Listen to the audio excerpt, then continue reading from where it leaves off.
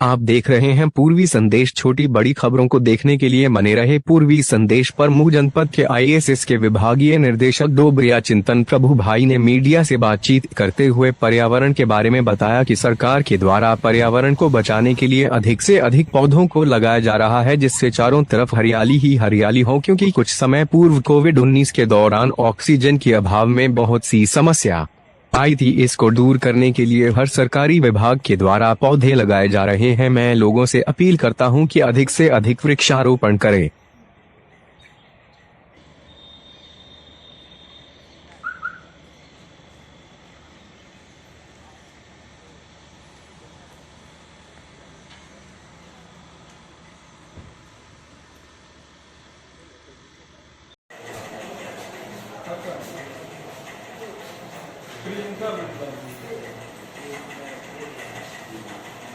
है, लोगों का प्रेशर, पशु का प्रेशर, उस वो सब होता है। तो इस साल ये मैक्सिमम फोकस किया गया था कि लोगों की डायरेक्ट और इनडायरेक्टली जो वृक्षारोपण सप्ताह हुआ था उसमें भागीदारी लोगों की जाए।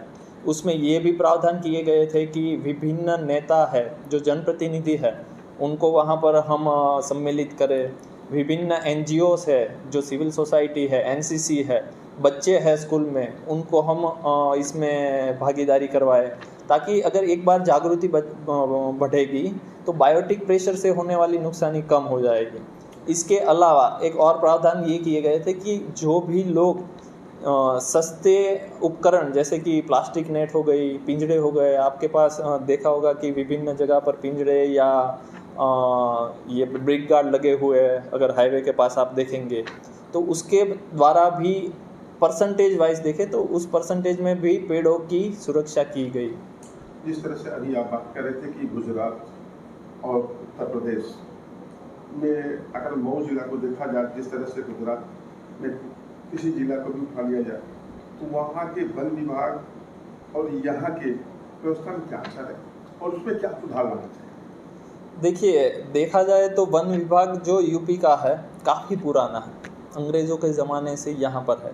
गुजरात में भी उस समय राजा और वो प्रिंसली स्टेट से उस ज़माने का है। समय के साथ सुधार दोनों में देखे गए हैं। हमें यहाँ पर जो अभी के हमारा फोकस है वन विभाग का उत्तर प्रदेश में, वहाँ पर बड़ी संख्या में पौधे लगाने का फोकस हो रहा है। तो इस फोकस में हमें ये प्रावधान मैक्सिमम करने चाहिए कि कैसे उस पेड़ के रख रखाव करके बड़ा किया जा सके। गुजरात में अभी इतना बड़े लक्ष्य नहीं हो रहे, तो वहाँ पर देखिए दो तरीके से स्ट्रेटजी बन सकती है। एक तो आप बड़ी संख्या में पेड़ लगाए, दूसरा हो सकता है कि छोटी संख्या में लगाइए, उसकी मैक्सिमम एक पौधे पे आप फोकस करिए। यूपी में इस दोनों चीज़ को कंबाइन करके एक स्ट्रेटजी बनाई गई है कि ब्रिक गार्ड उस तरीके से भी पेड़ लगे और नॉर्मल वाले जन सामान्य से भी पेड़ लगे।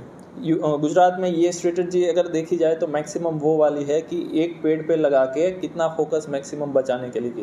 लेकिन दोनों स्ट्रेटजी कंबाइन, क्योंकि बड़ा प्रदेश है हमारा, जियोग्राफिकली भी बड़ा प्रदेश है, तो उसमें हम देखा जाए और ओवरऑल फॉरेस्ट गुजरात में ज़्यादा है, 11% फॉरेस्ट वहाँ पर है, हमारे यहाँ कम है, अराउंड 6 to 7%। तो हमारे यहाँ पर एग्रो फॉरेस्ट्री उस पर ज़्यादा फोकस करना होगा अगर फॉरेस्ट एरिया बढ़ाना है। तो इस तरीके से स्ट्रेटजी पूरी डिफरेंट होती है। हमारे चैनल के माध्यम से आप क्या संदेश देना चाहते हैं जनता से? देखिए, सिर्फ मैं ये नहीं कहूँगा कि पेड़ पौधे ही हमें सुंदरता, स्वच्छता और ये सब देते हैं। मैं ये कहूँगा कि आप कुछ भी देखिए, अपने आसपास देखिए, कहीं पर आप कूड़ा डालते हैं तो भी डायरेक्ट और इनडायरेक्टली पर्यावरण को नुकसान करता है। कहीं पर भी प्लास्टिक डाल दीजिए, डायरेक्ट और इनडायरेक्टली कल जाके वो डिग्रेड नहीं होगा, क्लॉगिंग होगी, कहीं पर इधर नाला में वो फंसेगा, ज़मीन में फंसेगा।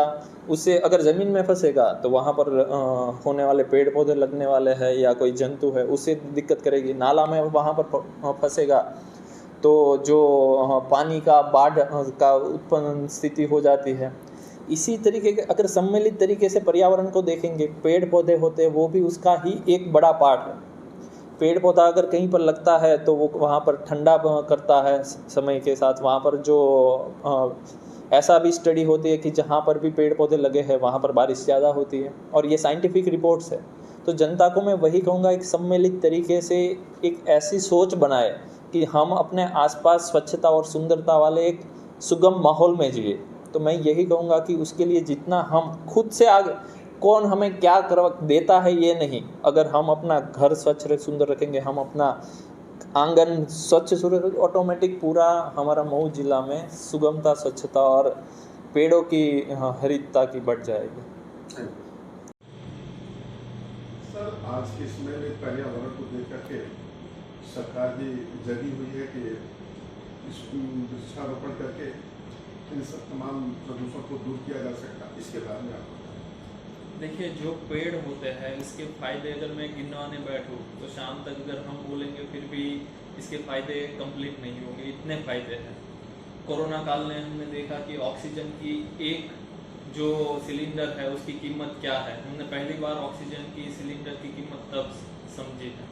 सुप्रीम कोर्ट में एक रिपोर्ट लगी थी कि एक वयस्क पेड़ होता है जो बड़ा पेड़, उसकी अगर कीमत आंकी जाए तो कितनी, तो उस समिति ने एक रिपोर्ट दी थी, उसमें कहा था एक बहुत ही बड़ा पेड़ जो वयस्क अवस्था में हो गया है, उसकी अगर हम कीमत, वो जो हमें सर्विसेज देता है उसकी कीमत अगर आंकी जाए तो वो 1 करोड़ रुपया है। इसका मतलब अगर हम फाइनेंशियली देखें एक पेड़ की कीमत कितनी हो सकती है, 1 करोड़ रुपए तक की एक बड़ा पेड़ है। लेकिन जब हम लगाते हैं या जब हम पेड़ पौधे लगाते हैं तब हमारे दिमाग में ये चीज़ हम नहीं देखते कि इसको बड़ा करके अगर जब इतना बड़ा होगा तब इसकी वैल्यू डायरेक्ट और इनडायरेक्टली इतनी बड़ी होगी।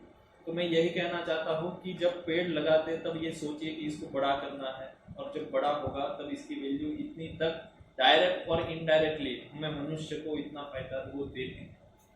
जिस तरह से आप वृक्षारोपण के क्रम में बताया कि किन विभागों को आपके द्वारा वृक्षारोपण के लिए प्रदान किया जाता है?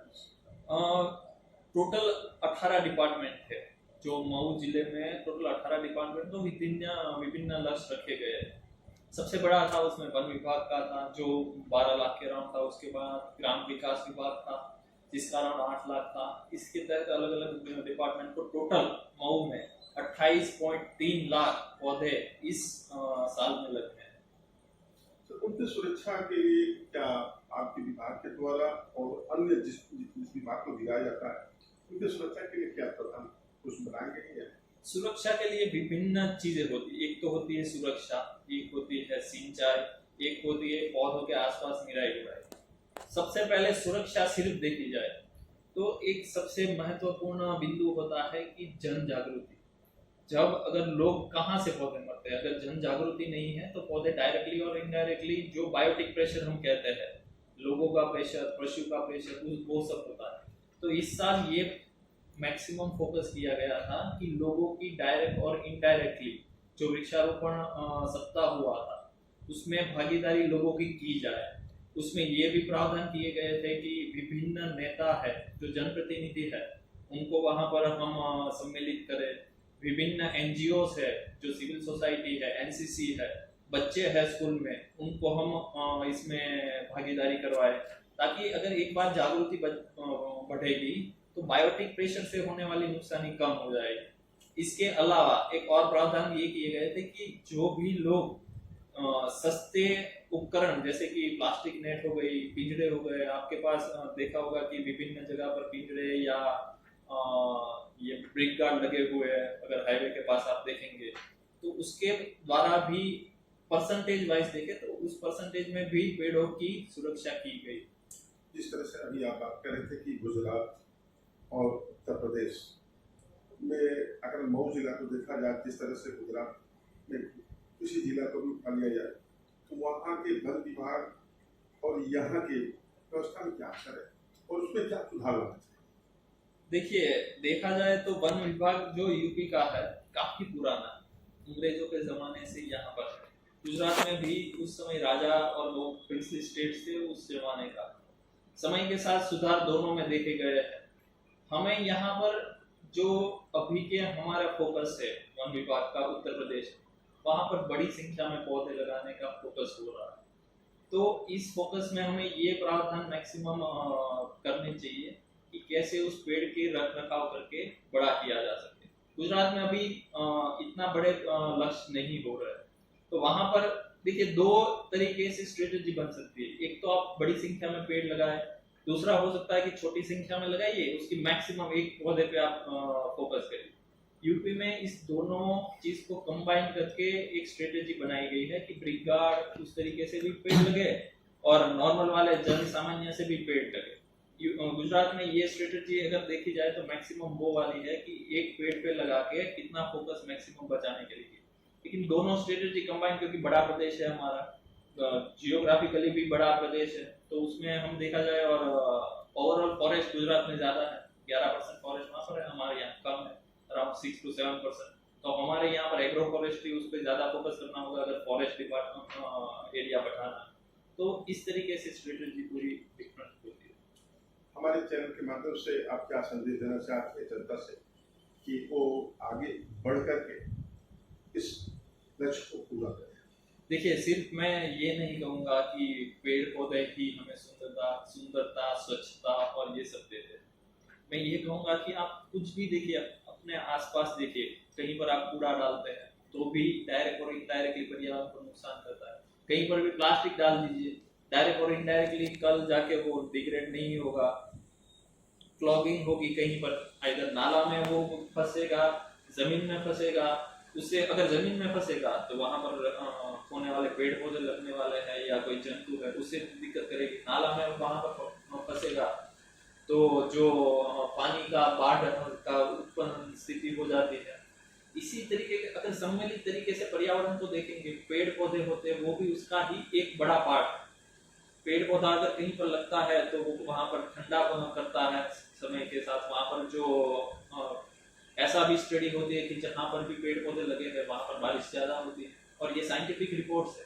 तो जनता को मैं वही कहूँगा, एक सम्मिलित तरीके से एक ऐसी सोच बनाए कि हम अपने आसपास स्वच्छता और सुंदरता वाले सुगम माहौल में जिए। तो मैं यही कहूँगा कि उसके लिए जितना हम खुद से कौन हमें क्या देता है ये नहीं, अगर हम अपना घर स्वच्छ सुंदर रखेंगे, हम अपना आंगन स्वच्छ, ऑटोमेटिक पूरा हमारा मऊ जिला में सुगमता, स्वच्छता और पेड़ों की हरितता की बढ़